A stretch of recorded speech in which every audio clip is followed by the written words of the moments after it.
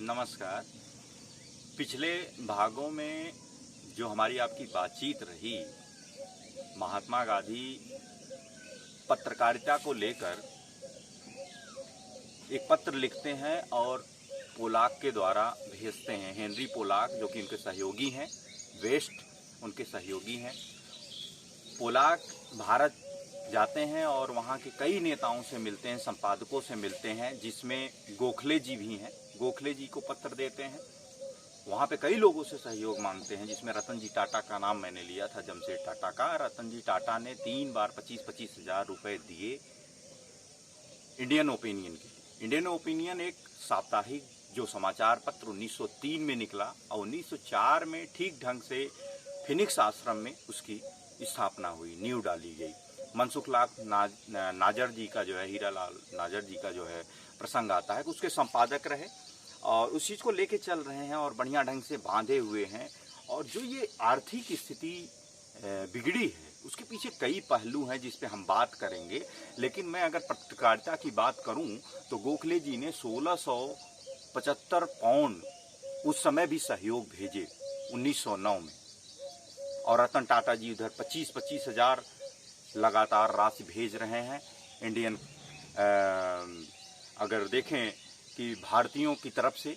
और एक बड़ा सहयोग इसको गांधी जी मानते हैं, बोलते हैं कि अगर ये सहयोग मुझे सही समय पे ना मिला होता तो इंडियन ओपिनियन बंद हो गया था। मैं वहाँ आर्थिक स्थिति से जूझ रहा था, क्योंकि वहाँ की लड़ाई में इतनी ज़्यादा लोग चुस गए थे कि सारे व्यापारी पूरी तरीके से तहस नहस हो गए थे। सारे कामगारों का कामगार छूट गया था, कोई कार्य नहीं कर पा रहे थे। और 1675 पाउंड गोखले जी ने भेजा, वहाँ पे लगातार आवाज़ उठाए। इधर रास बिहारी जी को पत्र लिखा 1907 में। और इन सब चीज़ों को देखते हुए जब गांधी जी ने ये बात की कि हमको इस साप्ताहिक पत्र को नहीं बंद करना है, वो लगातार छगन लाल जी को वहाँ पे पत्र लिखते रहे कि कुछ भी हो जाए, चाहे एक व्यक्ति फिनिक्स आश्रम में बचे, एक पंपलेट ही छापना पड़े इंडियन ओपिनियन का, लेकिन मैं इस बात के लिए कटिबद्ध हूँ, ये समाचार पत्र बंद नहीं होना चाहिए। क्योंकि ये समाचार पत्र सिर्फ एक समाचार पत्र नहीं है, ये भारतीयों का, दक्षिण अफ्रीका में रहने वाले भारतीयों का मुखपत्र है, उनकी आवाज़ है। मैं आवाज़ को नहीं दबने दूंगा, चाहे मैं मर भले जाऊँ। ये जो संकल्प शक्ति है गांधी की, ये 1903-4 के बाद का गांधी एक अलग तरीके का गांधी है। मैं अलग तरीके का गांधी इसलिए कह रहा हूँ कि जो बोअर का युद्ध हुआ, बोअर के युद्ध के बारे में अगर मैं बात करूं, बोअर वहां पे बोल रहे हैं जो डच रह रहे हैं, 2 तरीके के गोरे रह रहे हैं, एक ब्रिटिश हैं और एक डच हैं। डच जो कि उनसे पहले आए हुए हैं। अब इन डचों की लड़ाई होती है जिसे बोअर बोल रहे हैं। और बोअर की लड़ाई जब होती है, ट्रांसवाल एक ऐसा जगह है दक्षिण अफ्रीका में जहाँ पे सोने और हीरे की खदान है, और वहाँ पे डचों की स्थापना। अब डच से लड़ाई इस बात के लिए हो रही है कि वो खदान हमें चाहिए, क्योंकि ये दोनों व्यापारी वर्ग हैं और दोनों का जो है दक्षिण अफ्रीका के मूल निवासियों के ऊपर कब्जा है। नेटाल में कब्जा है ब्रिटिश का और ट्रांसवाल में कब्जा है वहाँ पे डच का, बोअर का। अब बोअरों से युद्ध होता है, वहाँ पे जाते हैं और महात्मा गांधी जी इस बात को देखते हैं कि जब लड़ाई हो रही है, उस लड़ाई के दौरान अंग्रेजों के दिमाग में एक और बात है कि ये सिर्फ मजदूर हैं। ये समस्या के समय में अगर कोई बहुत बड़ी समस्या आए तो भारतीयों का कोई बहुत बड़ा सहयोग नहीं मिल सकता है। इस धारणा को तोड़ने के लिए गांधी जी ने कहा कि अब मुझे इस अवसर का लाभ उठाना पड़ेगा। और इस अवसर को लाभ उठाने के लिए उन्होंने देखा कि हम क्या कर सकते हैं। तो युद्ध होगा तो युद्ध में बहुत सारे लोग घायल होंगे। इन घायल और पीड़ितों का हमें सहयोग करना, क्योंकि मैं तटस्थ हूँ, न मैं सही ढंग से अंग्रेजों की तरफ से बोल सकता हूँ, न डच की तरफ से बोल सकता हूँ। अगर ठीक ढंग से देखा जाए तो डचों का वहाँ पे वास्तविक रूप में न्याय संगत बात थी कि वहाँ पे उनका रहना चाहिए, उस पर युद्ध नहीं होना चाहिए। लेकिन अगर यहाँ पे गलत हो रहा है तो मैं अभी तटस्थ होकर सिर्फ अपनी एक नींव स्थापित करना चाहूँगा, अपना स्थान बनाना चाहूँगा। क्योंकि जो भारतीयों की स्थिति है लोगों की निगाहों में, इन दोनों गोरों की निगाहों में, उसको मुझे ऊंचा करना है किसी भी हाल में।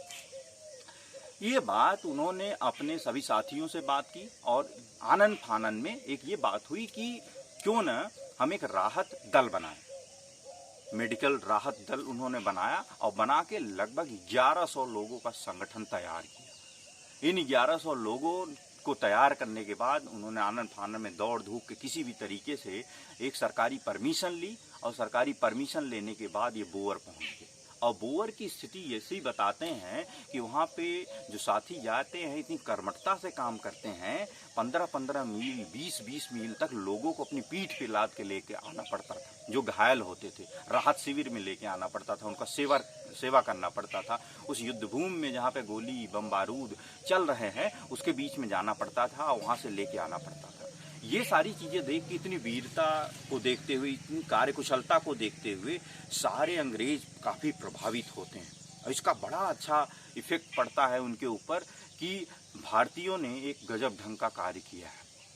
और ये बात जब चल रही है तो उस समय एक अलग तरीके की गांधी पैदा हो रहे हैं, क्योंकि वो देख रहे हैं कि ये सब चीज़ें क्या हो रही हैं, किस तरीके की चीज़ें हैं। और जब ये सब चीज़ों को लेके आ रहे हैं तो एक डच तो हार जाते हैं, वहाँ पे इनकी स्थापना होती है। उन खदानों में भारतीय काम कर रहे हैं। एक तो वहाँ ट्रांसवाल में जाना, उस चीज़ को देखना, उन खदानों को देखना, ये सारी चीज़ें गांधी के ऊपर एक अलग तरीके का प्रभाव छोड़ता है। उन्हें लगता है कि यहाँ पे भी रंग भेद की, छुआछूत की समस्या है। गोरे काले की तो समस्या एक मूलभूत समस्या है जो कि वहाँ के मूल निवासी भी भुगत रहे हैं, भारतीय भी भुगत रहे हैं, अन्य तरीके के भी वहाँ के वनवासी भुगत रहे हैं। ये चीज़ें दिमाग में क्लिक करती है और 1901 में जब बोअर का युद्ध खत्म होता है और नेटाल कांग्रेस जो स्थापना की है, जिसका उमर हाजी अहमद झावेरी जी अध्यक्ष हैं, उनके अंडर में ढेर सारे ऐसे नेता हैं जो निकल आते हैं। अब कांग्रेस भी, नेटाल कांग्रेस भी काफ़ी 1901 में मजबूत हो चुका है, तो उन्हें लगता है कि अब मुझे भारत जाना चाहिए, मेरा यहाँ काम नहीं रहा। अगर ऐसा कोई समस्या, बड़ी समस्या आती है तो मैं 1 साल के अंदर यहाँ आ जाऊँगा। और गोखले जी भी वहाँ लगातार प्रेशर डाल रहे हैं। गांधी जी के मन में भी ये इच्छा है कि मैं जाऊँ और गोखले जी के साथ कार्य करूँ। तो वो मुंबई आए हुए हैं। मुंबई आने के बाद जब आ रहे हैं तो ढेर सारे सोने चांदी के उपहार मिलते हैं, जिसको उन्होंने ट्रस्ट को दान दे दिया। बैंक में डाल के ट्रस्ट को दान दे देते हैं, जिसके शुरुआत में तो कस्तूरबा जी को मनाने में बड़ी दिक्कत आती है, क्योंकि सोने चांदी गहनों की जो एक लोगों का उपहार है वो कैसे दे दिया जाए, उस पर हमारा अधिकार है। गांधी जी कहते हैं अगर ये इस तरीके का मैं अधिकार जमाने लगा फिर तो मैं सामाजिक कार्यों के लिए, सेवा के लिए पैसा ले लिया, कर ले लिया। और इस बात को लेकर मैं रात भर सोचता रहा, मैं सो नहीं पाया। तो ऐसी स्थिति में मैं इस सारे उपहारों को स्वीकार करते हुए स्वीकार नहीं कर पाऊंगा। उन्होंने दिया, हमने लिया, और उसको जो है हमें ट्रस्ट को दे देना चाहिए, इस पर हमारा कोई अधिकार नहीं। तो ये उच्च लेवल की जो सात्विक धारणा है गांधी जी की, उस समय उनकी सोच में तब्दील हो रही है और एक अलग तरीके का गांधी पैदा हो रहा है। उस समय गांधी जी की आयु 35 साल 34 साल की है और फिर ये सारी चीज़ें अभी उसी में घटित हो रही हैं। इंडियन और मुंबई आने के बाद उनको फिर पत्र आता है कि आपको आना पड़ेगा। गांधी जी फिर से निकलते हैं कि यहाँ पे, और आने के लिए बात जो आई है व्यापारी वर्ग की तरफ से आई है, वहाँ के जो है कामगारों की तरफ से आई है कि समस्या यहाँ बहुत ज़्यादा है और लोगों के ऊपर टैक्स लगाए जा रहे हैं। टैक्स की बात अगर मैं करूँ तो एक ये प्रसंग जोड़ना बहुत ज़रूरी है, क्योंकि लोगों के मन में ये आता है कि दक्षिण अफ्रीका में भारतीय रहे, लेकिन भारतीय वहाँ गए कैसे। ये भी एक बात है, ये एक महत्वपूर्ण बात है जो सोचने लायक है कि आखिर ये बात कैसे हुई। तो ये इसके पीछे एक कहानी है, छोटी कहानी है कि जब डच और अंग्रेज दोनों वहाँ पे दक्षिण अफ्रीका में पहुँचते हैं, उनकी कब्जा होती है, तो अंग्रेज पहुँचने के बाद, क्योंकि अंग्रेज़ों की दृष्टि जो वहाँ पे है, वहाँ पे भौतिक संसाधनों के ऊपर भी है, वहाँ की उपजाऊ भूमि के ऊपर भी है। उपजाऊ भूमि पे गन्ने की खेती, वहाँ पे कॉफ़ी की खेती और चाय के बागान, ये सारी जो है अंग्रेज़ों ने वहाँ करने की सोची। तो अब उनको मज़दूरों की समस्या आ रही थी। अब मज़दूर पूरी तरीके से दक्षिण अफ्रीका में उतने उनके काम के लायक नहीं थे, वो वनों में रह रहे थे, खेतों को लेके वो उतने ज़्यादा नहीं थे, और इनकी नई फसल को करने वाले कुछ जानकार मज़दूर चाहिए थे जो इससे ट्रेंड हों। अब ये ट्रेंड मजदूर उनको अपने काका ताऊ के जो है घरों से ही मिल सकते थे। काका ताऊ भारत में थे, यहाँ पे भी ब्रिटिश का राज चल रहा था। तो यहाँ पे एक आपसी इन लोगों के बीच में समझौता होता है, बातचीत होती है कि एक एग्रीमेंट बनाया जाए। जब ये सहमति जाती है तो एक एग्रीमेंट पे बात आती है कि 5 साल का एग्रीमेंट पे लोग यहाँ से मजदूरी करने के लिए जाएंगे वहाँ पे, और 5 साल के लिए वहाँ पे उनको रखा जाएगा। उनको कुछ फिक्स अमाउंट पे उनको बुलाया गया। बात फिक्स हो गई, सरकार के बीच में बातचीत हो गई। अब बात आती है कि इन लोगों को कैसे भर्ती किया जाए, मजदूरों को कैसे भेजा जाए। उसके लिए एजेंट रखे गए और इन एजेंट गांव-गांव घूमकर बोले जिसको कमाना हो वो दक्षिण अफ्रीका चले, जिनको कमाना हो दक्षिण अफ्रीका चले। और एग्रीमेंट पे साइन करके 5 साल के लिए यहाँ पे भेजा गया। जो एग्रीमेंट साइन हुआ और उस पे जो लोग आए 5 साल के लिए, उन सबको गिरमिटिया बोला गया। ये गिरमिटिया मजदूर जो थे, इन गिरमिटिया मजदूरों को ये था कि आप 5 साल के लिए भारत नहीं जा सकते हैं, आप यहीं काम करेंगे, जिसको हम अगर सरल भाषा में बोलें तो बधुआ मजदूर कहेंगे। बधुआ मजदूर। और उनकी मजदूरी के 5 साल बाद ये बोला गया कि आप मुक्त होंगे और उन 5 सालों के बाद अगर कुछ वहाँ पे जमीन लेके रहना चाहेंगे तो मुक्त रूप में रह सकते हैं, नहीं तो आपको फ्री ऑफ कास्ट भारत भेज दिया जाएगा। भारत आ सकते हैं, आपका कोई टिकट नहीं लगेगा, पैसे जो एजेंट लेके आया वही एजेंट आपको भारत पहुंचा देगा। अब जब लोग धीरे धीरे वहां पे गए और खेती करने लगे तो उसके पीछे पीछे एक बड़ा जन समुदाय इकट्ठा हो गया, चला गया। धीरे धीरे मजदूरों का बड़ा एक जन समुदाय वहां बन गया, गिरमिटिया मजदूरों का। तो ये बात जब पहुंचती है भारत में, भारत के व्यापारी और भारतीय व्यापारी जो अलग अलग जगहों पे थे, मॉरिशस वगैरह में भी थे, भारत में भी थे, उन सभी को ये लगा कि एक अच्छा अवसर है दक्षिण अफ्रीका में जमने का, क्योंकि वहाँ पे भारतीय जम रहे हैं तो अपना मार्केट खड़ा हो रहा है, अपने लोग हैं, तो हमारे व्यापारियों को भी वहाँ जाना चाहिए। तो अब देखा जाए तो 3 श्रेणी वहाँ पे खड़ी हो गई, एक गिरमिटिया मजदूर, एक गिरमिट मुक्त मजदूर और एक व्यापारी जो खुले व्यापारी। अब जब अंग्रेज वहाँ पे थे, एक तो सुकून की चैन की नींद वो ले रहे थे कि हमारे जो है कोई कंपटीटर नहीं है, हम पूरी तरीके से यहाँ व्यापार करेंगे, इसको खड़ा करेंगे। अब उनको ये नहीं पता था कि यहाँ मार्केट आया तो इसके पीछे पीछे जो है व्यापारी भी आएंगे। व्यापारी जो आए और धीरे धीरे इन सब चीज़ों को उठाने लगे, अपनी चीज़ों को खड़ा करने लगे। चावल का भी वहाँ पे एक व्यापार खड़ा करने लगे, चीनी का व्यापार खड़ा करने लगे, चाय का व्यापार खड़ा करने लगे। तो धीरे धीरे लोगों को पता चला, इन ब्रिटिश लोगों को, कि ये गोरे लोगों ने देखा कि कोई एक बड़ी समस्या आ गई है जिससे हमारी चीज़ें गिरावट आ रही है। उनकी जांच पड़ताल की तो पता चला कि जो है व्यापारी भारत से चावल को मंगा ले रहे हैं, भारत से चीनी को मंगा रहे हैं, जिसकी वजह से समस्या आ रही है। तो इनको कैसे रोका जाए?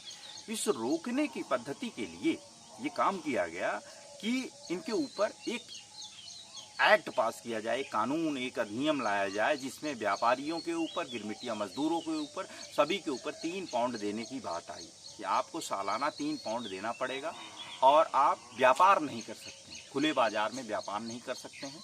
और जो लोगों का गिरमिट खत्म हो गया 5 साल का, वो लोग भारत जाएं, उनको यहाँ रहने की ज़रूरत नहीं है, वो यहाँ के वासिंदे नहीं हो सकते हैं। इस बात के लिए एक दबाव बनाना जाने लगा। अब वो डायरेक्ट न कह के जो कर लगाने की बात आई, क्योंकि वहाँ पे 6 महीने की लगभग वेतन 3 पाउंड हो जाती थी, जो मजदूरों की थी। एक आय बहुत कमतर थी, बहुत कम थी। तो ये आर्थिक मार की समस्या जो आई कि इस तरीके से हम लोगों को तो पूरा तबाह कर दिया जाएगा, ख़त्म कर दिया जाएगा। और ये बात गांधी जी को जाती है कि ये विषम परिस्थिति है, इसके लिए आपको यहाँ पे आना पड़ेगा। गांधी जी आने से पहले कोलकाता के अधिवेशन में, कांग्रेस अधिवेशन में आवाज़ उठाते हैं कि आप लोग अभी तक मौखिक बात करते रहें। जब भी मैं बात किया हूँ, आप लोग कभी भी सक्रिय रूप से नहीं आए हैं कि यहाँ पे कोई आवाज़ उठ रही हो और सक्रिय रूप से हम लोगों को सपोर्ट मिल रहा हो। तो दादाजी नौरोजी जी भाई को जो है, उन्होंने पत्र लिखा था 1900 में। अब ये 1900 का पत्र जो था, उसमें मुलाकात करते हैं, उस पर बातचीत होती है, एक आश्वासन मिलता है, आवाज़ उठाने की बात होती है। और इन सब चीज़ों को देखते हुए गोखले जी से बात करके, उनसे परमिशन लेके कुछ समय के लिए वो दक्षिण अफ्रीका आ जाते हैं। दक्षिण अफ्रीका में जब यहाँ की समस्या देखते हैं तो 1902-3 में उन्होंने पत्र लिखा कि यहाँ की समस्या तो बड़ी गंभीर है, हम आ नहीं पाएंगे, क्योंकि ये एक बहुत विकराल रूप ले सकता है और मुझे भी नहीं पता है कि मेरी क्षमता इसको रोकने के लिए है कि नहीं। लोग मुझ पर विश्वास कर रहे हैं, मैं उनको विश्वास को भी तोड़ नहीं सकता। गोखले जी इस चीज़ के लिए उनको आदेश देते हैं कि ठीक है, आप रुकिए, आप जितना हो सके संघर्ष करिए, हम यहाँ से आपका सहयोग करेंगे। और 1903 में इंडियन ओपिनियन निकल रहा है और ये साप्ताहिक पत्र है और इस पर बातचीत चल रही इस चीज़ की कि कैसे इसको लोगों तक पहुंचाया जाए। और गांधी जी इसके पीछे ये सोच रहे हैं कि इस पत्र को हम कैसे और जन सहयोग में ला सकते हैं और हम इसको शिक्षित करने के लिए, लोगों के स्वाभिमान को उठाने के लिए, उनको जागरूक करने के लिए, उनके मानस पटल को एक प्रभावशाली बनाने के लिए खड़ा कर रहे हैं। तो इस चीज़ को कैसे सक्रिय रूप से ढाला जा सकता है, इस पर भी हमको सोचना पड़ेगा। तो ये जब फिनिक्स आश्रम की बात आती है तो उसके पीछे ये देख रहे हैं, उसके पीछे एक घटना एक और घटित होती है कि 1902-3 में ही जो हेनरी पोलाक जो उनके मित्र हैं, वो भी टॉलस्टॉय के भक्त हैं और वो भी एक तरीके से अन्नाहार ही करते हैं, मांसाहार के खिलाफ रहते हैं। और उन्होंने एक ट्रेन यात्रा में गांधी जी को जाते वक्त उस किताब को दिया कि ये किताब है, और वो किताब बहुत ही प्रभावशाली थी जो गांधी जी के जीवन में आई और उन्होंने उसको गुरु के रूप में लिया। जॉन रस्किन की किताब थी अनटू दिस लास्ट की जो बात आती है उसमें उन्होंने उस किताब को लिया ट्रेन में और पढ़ते हुए धीरे धीरे ट्रांसवाल जा रहे हैं, नेटाल से ट्रांसवाल जा रहे हैं। उस यात्रा में उन्होंने 24 घंटे की यात्रा में पूरा पढ़ डाला। और गांधी जी कहते हैं कि मैं वैसे तो परम ब्रह्म को ही गुरु मानता हूँ, लेकिन जो मेरे कुछ जिसको मैं गुरु की श्रेणी में रखता हूँ, एक तो रायचंद्र जो कि हमारे बचपन में हमारे मित्र आए, जो इंग्लैंड के बाद आने के बाद मुझे धार्मिक ग्रंथ देते रहे, 1990 के बाद हमेशा साहित्य देते रहे, एक उनको मैंने गुरु के रूप में देखा। और एक गोखले जी की बात आती है कि राजनैतिक गुरु, उन्होंने हमेशा सही मार्गदर्शन दिया। कांग्रेस 1896 में जब बात आ रही है तो वहाँ पे कांग्रेस की अधिवेशनों में कई जगहों पे गोखले जी से मुलाकात होती है और गोखले जी ने देखा कि एक अलग तरीके की मिट्टी से बना हुआ इंसान है, एक अलग फौलादी इंसान है जो वीर और शहीद जिस मिट्टी से बनते हैं। तो गांधी जी के पहली ही मुलाकात में उससे प्रभावित हो जाते हैं और लगातार आग्रह करते रहे कि आप मुंबई आ जाइए, यहाँ पे वकालत करिए और कांग्रेस की तरफ से हमारा सहयोग करिए। ये हमेशा से जो है गोखले जी का आग्रह रहा गांधी जी के साथ। तो गोखले जी को वो गुरु का एक रूप देते हैं। और एक टॉलस्टॉय, जिनसे उन्होंने बहुत कुछ सीखा, जो टॉलस्टॉय ये कहते हैं कि जहाँ राजनीतिक और सामाजिक हमारी उन्नति सरकारें नहीं कर सकती हैं, हमारी प्रजा ही है जो अपने कर्तव्यों का निर्वहन करते हुए अपने पुरुषार्थ के द्वारा ही इस समाज को, इस राजनीति को खड़ी कर सकती है, एक ऊंचा आयाम दे सकती है। उधर जॉन रस्किन मिलते हैं। जॉन रस्किन की किताब में उनको ये बात पता चलती है कि अंत्योदय से सर्वोदय कैसे किया जाए। जो सर्वोदय किताब उन्होंने लिखी वो जॉन रस्किन से प्रभावित होकर उन्होंने लिखा और जेल में रहते हुए इस किताब को उन्होंने लिखा था। अब बात इन सब चीज़ों को लेके चल रही है और उसी किताब में उनको कुछ चीज़ें ऐसे मिलती हैं कि हमें, क्योंकि आर्थिक तंगी शुरुआत से रही है और एक तो उन्होंने विज्ञापन भी लेने से मना कर दिया कि अखबारों में हम विज्ञापन नहीं लें, और विज्ञापन एक बहुत बड़ा केंद्र बिंदु माना जाता है किसी भी समाचार पत्र को खड़ा करने में, उसका मेरुदंड एक तरीके से समझिए मान लिया गया है। आज के समय में तो और भी स्थिति विकराल है, पर गांधी जी उस आर्थिक चीज़ों से लड़ने के लिए उसकी एक काट ढूंढ रहे हैं, जिसमें जॉन रस्किन की किताब में मिलती है कि एक श्रम, खुद से स्वयं से श्रम करना है, अपनी जो खर्चे हैं उनको कम करना पड़ेगा। और खर्चे कम करके रहने की आदत गांधी जी को इंग्लैंड से ही लगी हुई है। जब वो विद्यार्थी जीवन में थे उसी समय से उन्होंने अपने खर्चों को कैसे सही ढंग से लेके चला जाए, 15 पाउंड में, 13 पाउंड में, 10 पाउंड में कैसे महीना काटा जाए, इसके ऊपर वो वहाँ पे इंग्लैंड में अपने लिखते हैं और उस पर काम करते हैं। ज़्यादातर उनके जो पैसे हैं वो किताबों पे खर्च होते थे।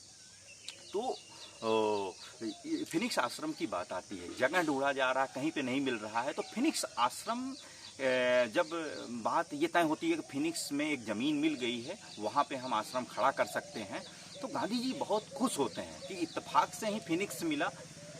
और फिनिक्स के लिए इसलिए खुश हो रहे हैं क्योंकि वो देख रहे हैं कि यूनान के पुराणों में एक कहानी आती है कि फिनिक्स नाम का एक पक्षी है, एक पवित्र पक्षी है, जो कि अपने जीवन को जीने के बाद, एक समय आने के बाद अपने अंतर्निहित अग्नि को जला के अपने आप को भस्म करता है, उस राख से फिर वो पक्षी पैदा होता है।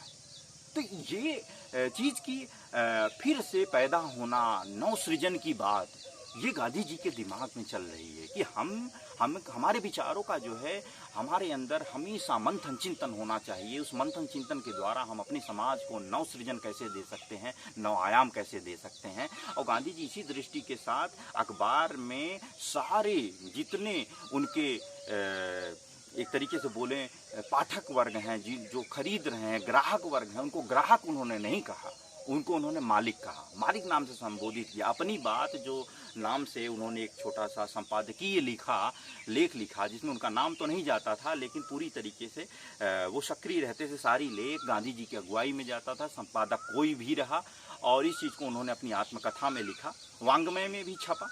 वांग्मय में इसका सारा पूरा जिक्र आता है, जो गांधी वांग्मय भारत सरकार की तरफ से छापा गया। तो इसमें ये जिक्र आता है कि उन्होंने कहा कि कहीं न कहीं हमारे भारतीयों के मन में मजदूर की सी अवधारणा बैठा दी गई है उनके मानस पटल पे। सबसे पहले तो हमें बाहर से ज़्यादा अंदर लड़ना पड़ेगा, और इसी लड़ाई के लिए उन्होंने मालिक बनाया, और मालिक का भाव सबके अंदर पैदा होता है। और ये चीज़ें जब चलती हैं तो लोग बड़े उत्साहित होते हैं कि हमारा अपना एक कोई आवाज़ उठाने वाला है, हमारे मनोबल को उठाने वाला आया है। तो ये सारी चीज़ें चल रही हैं, और इसी बीच में हम आगे भी ढेर सारी बातें करेंगे, और इस भाग में हम अभी इसी पे रोकते हैं, और अगले भाग में फिर हम आपसे मिलते हैं। धन्यवाद।